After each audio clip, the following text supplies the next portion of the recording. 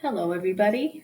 I'm Kim Sashio, and I am a distance education coordinator at the Skyline College CTTL.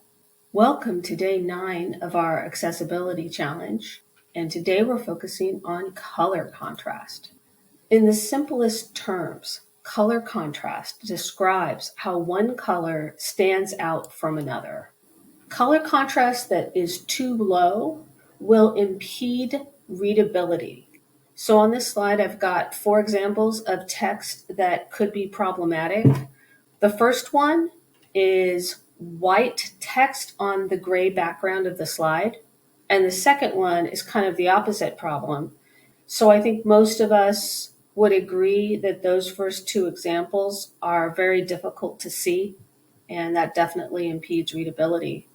Example 3, from a pure color contrast perspective for most people, is fine because it is a bright red text on a gray background.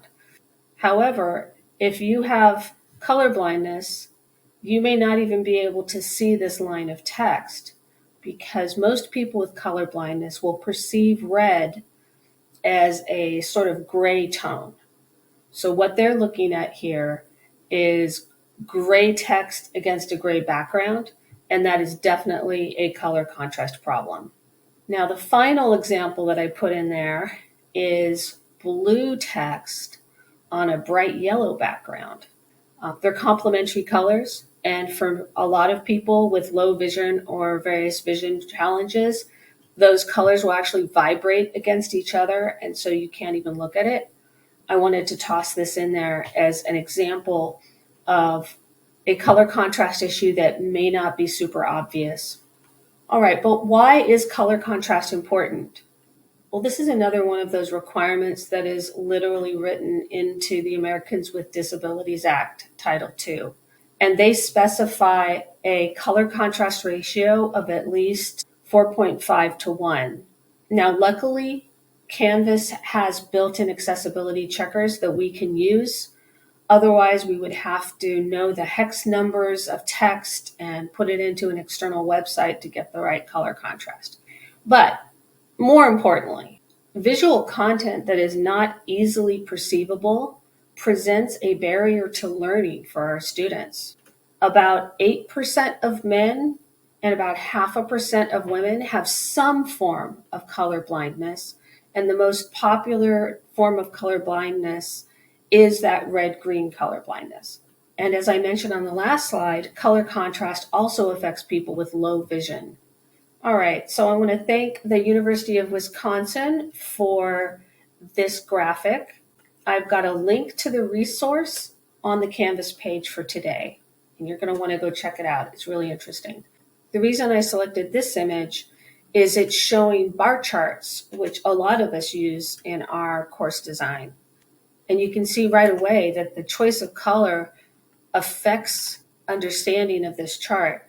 So on the left, we've got chocolate in blue, vanilla in kind of a peachy color, strawberry in red, coffee like an orangey yellow. So those 3 colors are like variants on red.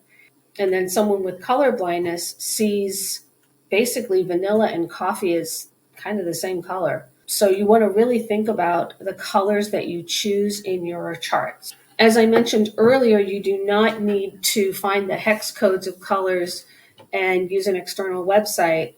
We can just use the Pope Check accessibility checker within Canvas to determine our color contrast on our pages and make certain that it is correct.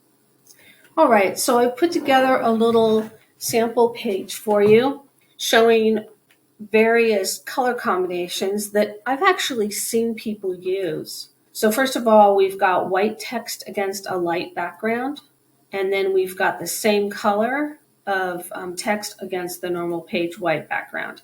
Now this is very low contrast. It's going to be hard for most people to see. And then in the paragraph of text here, I have various issues.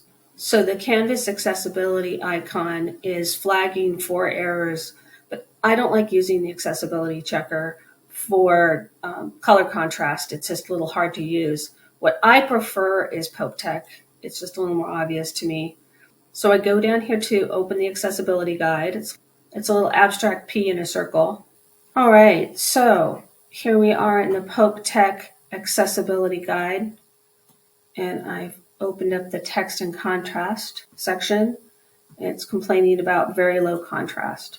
Now we're looking at the headline, where it's got the foreground and the background issues. So the foreground is the text and the background is the highlighting. What I want to do is change the text to a darker color. Yes, it passes. Now we're looking at the second option, which has the very light text against the white page. I think what I want to do is just increase the intensity of it, so it should be a little more visible. Again, we've got the background, which is the gray. I think I'm going to make that even lighter. Right, it passes. Oh, it's the white against the yellow. That's not going to work at all. So let's just make that black. Apply. All right. So it claims that all the issues are solved. However, there's one issue I do want to call to your attention, is I highlighted this text in red, and as mentioned earlier, most folks with color blindness will see this as a gray bar with light text.